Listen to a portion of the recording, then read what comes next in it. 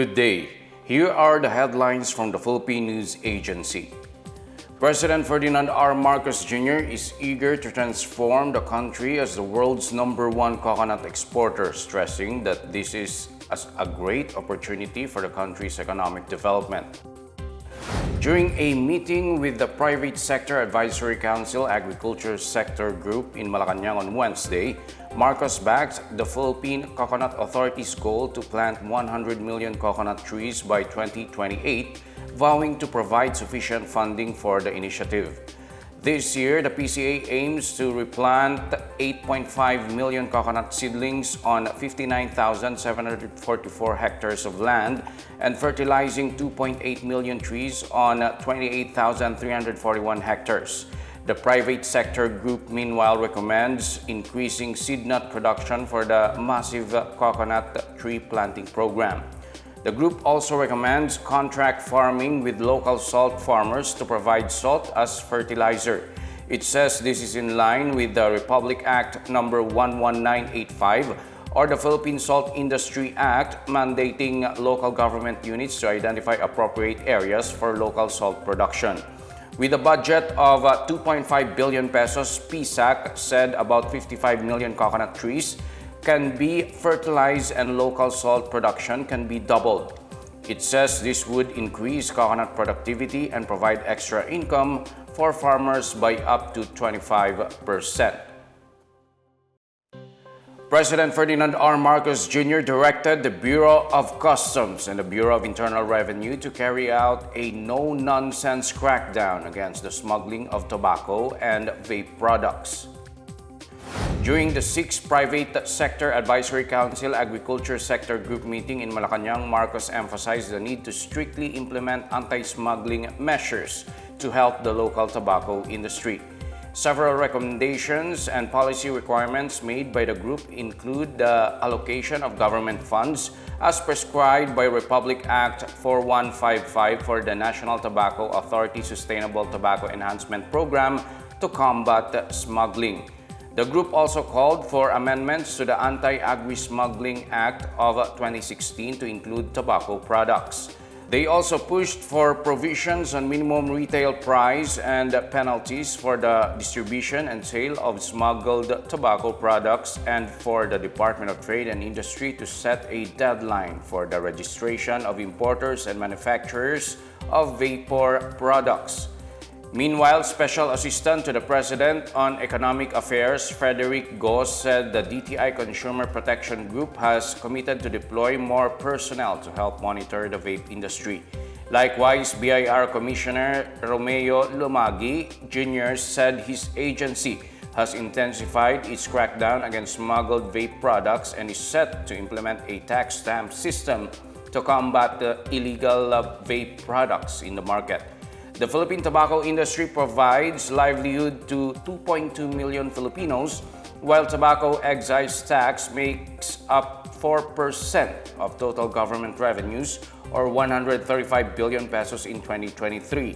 About 50% of excise tax collection is allocated to fund the Universal Health Care Program as well as for the construction and improvement of health facilities. The Department of Agriculture is studying whether to limit the importation of onions or extend its ongoing import ban following an increase in local production. The Philippine Statistics Authority reports onion production increased by 28.5% to 8.09 billion pesos in the first quarter of 2024 as compared to 6.29 billion pesos for the same period last year. Agriculture Assistant Secretary Arnel de Mesa quoted Secretary Francisco Chu Laurel saying the suspension of imports could be extended up to July depending on the performance of the sector. He says they have yet to get data on actual onion supply this month from the Bureau of Plant Industry. De Mesa says the hike in production may also be attributed to the 40% increase in the land area for planting onions from 2023. He also noted that onion production has not experienced significant damage other than those caused by armyworm infestation. At least 18 hectares of onion plantation has been affected by armyworms as of March. Amid plans to make school year 2024 to 2025 shorter to accommodate a shift back to the old school calendar, the Department of Education said it is working on concrete ways to prevent learning loss.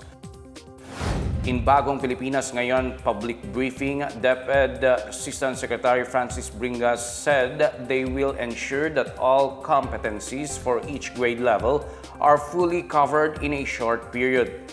The agency will also make adjustments in the Matatag curriculum to cover all learning competencies.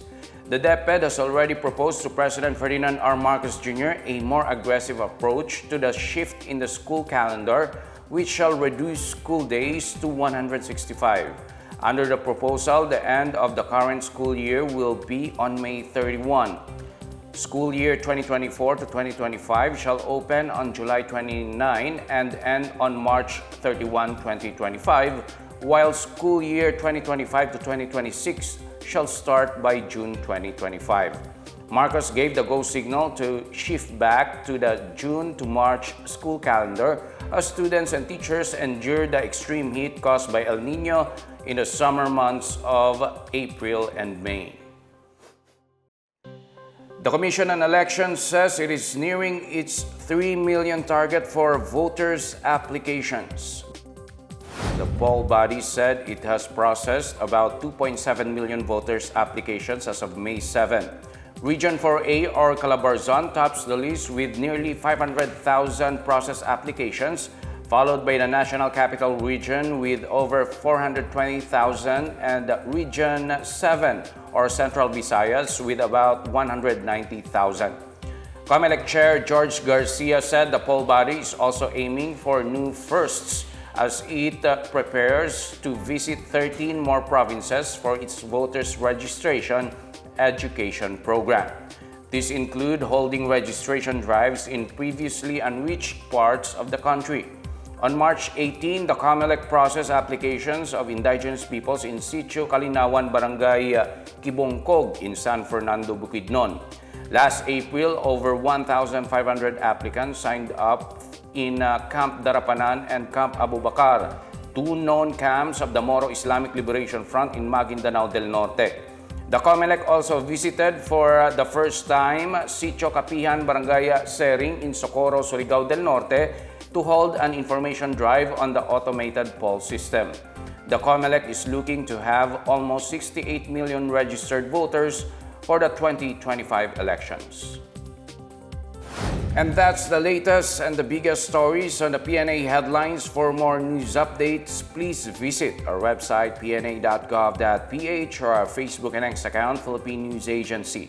The Pna Headlines is also streamed via the Servicio Facebook page. You may also watch the Pna Headlines through the Philippine News Agency's YouTube account via the News and Information Bureau website nib.gov.ph, under Pna News, or on the Facebook page of the Presidential Communications Office or PCO. I am Wilnard Barcelona and this is the Pna Headlines, bringing stories that unite the nation.